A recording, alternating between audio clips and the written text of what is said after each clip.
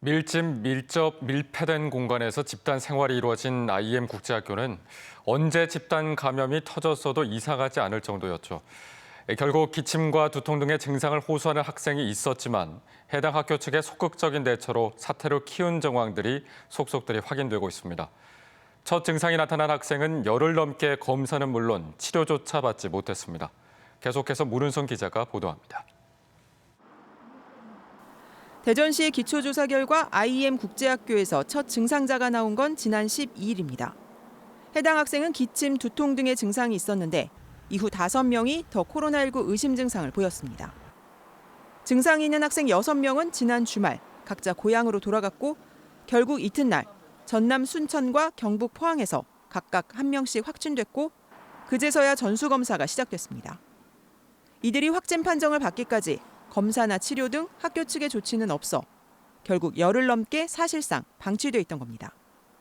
격리를 하더라도 이 친구들이 다른 거 없이 한 게 아니고 같이 수업 받고 있지 않습니까, 이렇게? 그러니까 말이 격리지 제가 봐서는 관리가 안 됐다고 보는 게 맞습니다.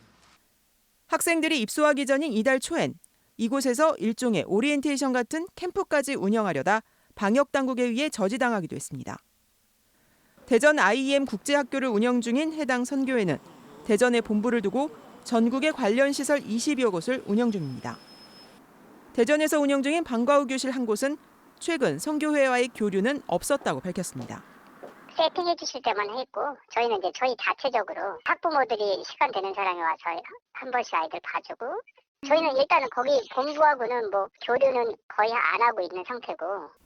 하지만 충남 태안에 있는 TCS 국제학교는 107명 전원이 코로나19 검사를 받는 등 확산 우려는 여전히 남아 있습니다. 펜션 독채 이렇게 짓듯이 이렇게 좀 집이 여러 군데가 이렇게 둘러서 지금 돼 있는 상태고 숙식은 한 방에 4명씩 한다. 이제 얘기를 하는데 4명씩 해서 수용이 안 될 것 같은데 학생 수가 예상보다 많았어요. 방역 당국은 대전 IM 국제학교와 또 다른 집단 감염이 발생한 광주 TCS 에이스 국제학교와의 역학적 연결고리가 있을 수 있다고 보고 조사를 벌이고 있습니다.